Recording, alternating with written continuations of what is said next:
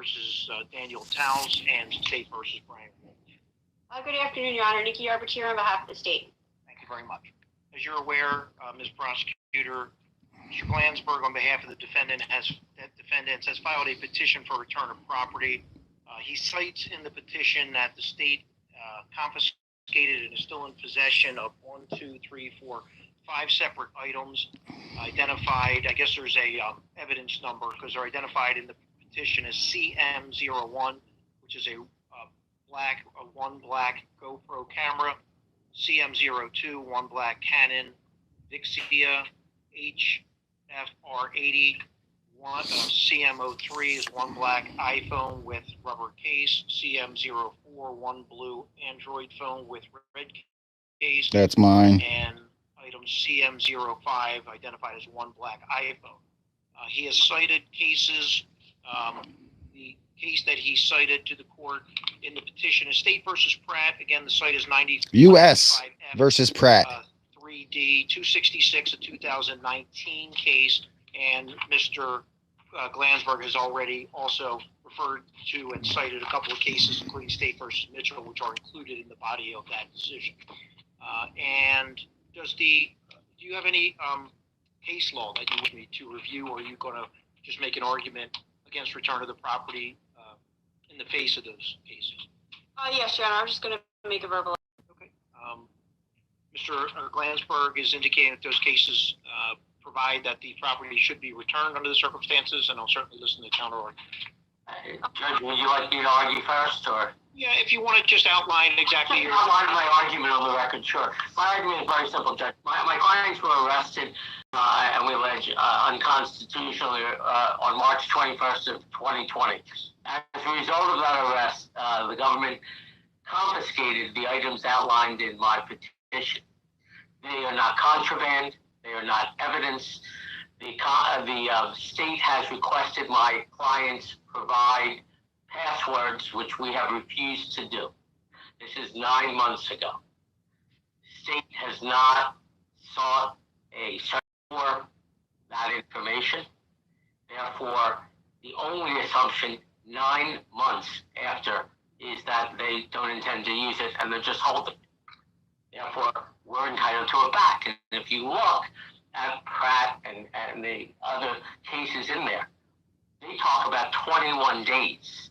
They talk about under a month. 35 gets your shit back. 35's too much. Absolutely nothing. It was March, so this would be 10 months now. 10 months. Math was never a strong suit. Right? 10 months. They're talking days. We're talking months here. There's no reason for it.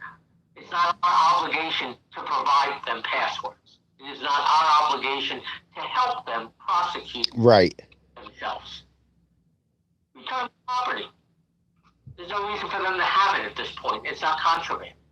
I'm not asking for them to return a kilo of cocaine. And in response, Ms. Prosecutor? Thank you, Your Honor. So the state doesn't intend to use the evidence. Yeah, he did good. He did real good. The testimony of the officers and whatever videos that we have with regard to body cams, the state police that were provided to Mr. Glansberg will be used at the time of trial. The state's concerned, quite frankly, in this case, simply because the defendants, and the reason why we're here today is because the defendants attempted to videotape and basically breach the security of the Salem County Jail. No, we didn't. The concern of the state police why they didn't want to turn it over. They wanted passwords, not simply to use it as evidence, but basically to make sure that the videos are not displayed publicly, so that we're violating security protocols at the jail. That is why they were told to stop. They were told to stop videoing. They refused to do it. They refused to leave the property, and that's why we're here today. May I respond briefly to that? Very simply, my clients are reporters. They went into the prison as part of the reporting. They were told they can't be there. They turned around and left. They crossed the street. They then walked about a half a mile away to a bus stop. They were stopped at the bus stop. And because they refused to give their names and show identification, a lieutenant who was off duty after speaking with the warden, and the warden didn't even want to prosecute this case. They said, unless they give me ID, I'm locking them up. And that's exactly what he did. Now, if you're saying about the security of Salem County, come on. I can go on Google Earth and find out more about Salem County. There's nothing in the entranceway to Salem County Jail, because I've been there, and I'm sure you guys have. There's a security risk here. And anything outside of the perimeter of the prison, because you can only go in the front door and out. You can't go around the grounds. Anything else can be seen from Google Earth. So that is a specious argument to give this court for not returning iPhones and cameras at this point. And if it was such a high security risk, they should have gotten a search warrant. They should have done something. There's nothing. They want to just be a nuisance to my client. Like this cases, but that's besides the point. Ms. Trump, for instance, if we had had a trial on these matters, say today, and even if the defendants were found guilty, what would the state be in regard to the continued retention of these items? The state would be requesting that we are at least able to destroy the video of the jail, to provide the passwords, destroy the video of the inside of the prison. You can't use Google Earth to get information about the inside of a jail. And these are cameras that were videoing the inside of the jail. No matter how much of it or how little of it, it was still the inside of the jail. But the argument from the defendant is that if there is a serious concern from the state about this security issue, to confirm that there's something there, and then make an argument that it should remain in the property of the state, wouldn't something have had to have been done by now? I mean, I did read the State versus Pratt case, and it is very concerned with the expediency with regard to retention of defendant's property. It's been 10 months, and if there's an allegation that there's something contained in the property that's being held that is somehow detrimental to security, it should have been fleshed out by now, I would think, either, with an application for a search warrant within the first, say, month that the property was retained. Then it could have been, if the search warrant was granted, the information could have been reviewed. If the state was satisfied that there was some type of security issue that existed, then the appropriate application could have been made.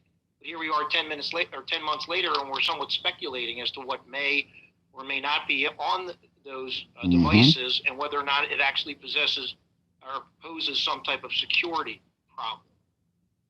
Correct. And I can't disagree with that. And quite honestly, I don't know what the state police's intention were, why they didn't get the warrant. I'd like to understand that they attempted to get the password. Mr. Glamberg at first refused to actually say yes or no. I had emailed Mr. Glamberg a couple of times asking for the password, and he didn't respond to those initial emails. Ultimately, he did. It had been months later. And then I think the state police just didn't take any further action on it, to be quite honest. Understood. All right. I did read the cases that are cited by defense counsel.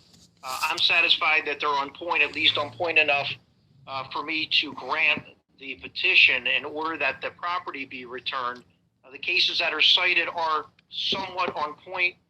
They don't argue that there's a security issue. I guess that's the little rub, the little difference in this particular case. But I don't think that the state can simply continue to sit on these items without doing something more.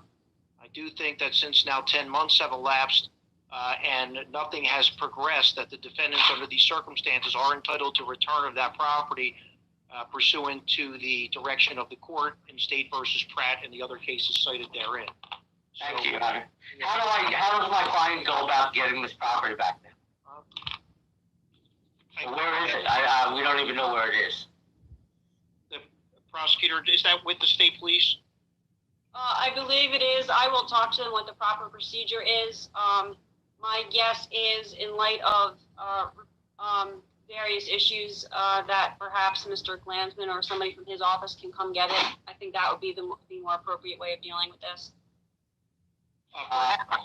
To expedite that process, or to give something that will make the state police comfortable, if you could reduce my determination down to a concise order, not too wordy, indicating that your petition to return that property was granted, I could sign that so that there would be no gray area with regard to the You state. want me to prepare the order, Judge? If you could, that would be good. Well, let me ask you, I can even make it even simpler. I would ask, and if Your Honor would allow, can the property, since there are only cameras and an iPhone, be dropped off at the court and I can pick it up at the court? That way I don't have to deal with the police. My clients don't have to deal with the police, and my clients can go to the courthouse and pick it up. The order of proximity, the prosecutor can respond on this. I would prefer that it would be either Mr. Glansman or somebody from Prefer. his office picking it up, regardless of where the location is. That's fine. I'll arrange somebody from my. I think it's probably prudent to go to where it is being held as evidence. That way, if there's a contention that there's somehow a tampering or damage or something to those items, that it was not done in transport. No problem. If you can just, I don't know where to go. You can just contact. It will be the Woodstown State Police Barracks. I will need a name of the individual picking it up so that I can notify the state police that it will be that specific person that they're turning it over to. Woodstown State Police Barracks, and where are they located? I can tell them that. 769 Route 40, Isles Grove. Well, one more time. Isles, Piles Grove. Isles Grove, Jersey. Okay, I'm sure I can find it from there. I'll get you the order out probably, if not today, it'll be on Tuesday when my secretary gets back. I'll send it to you, Nikki, if you to see if you have any problems. And I did send you that case you and I had spoken about. You can take a look. Maybe we can have some further discussions about this. Okay, thank you, Counsel. In the order, and thank you very much, everybody. If you can indicate in the order the person that will be picking it up, so that there won't be any issue with regard to the appropriate person. Okay, I have to find somebody to do that. Yeah. Sounds good. We'll wait for myself. I don't know.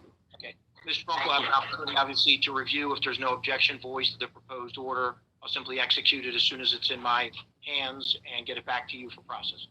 Do you mind me emailing it down or faxing it down to you, Judge? It would first go to Ms. Trunk. Right, of course. Yeah, and you can carbon copy me on it. That'd be fine. Very well. Thank you very much. Have a good day, everybody. You have a nice day. Bye-bye.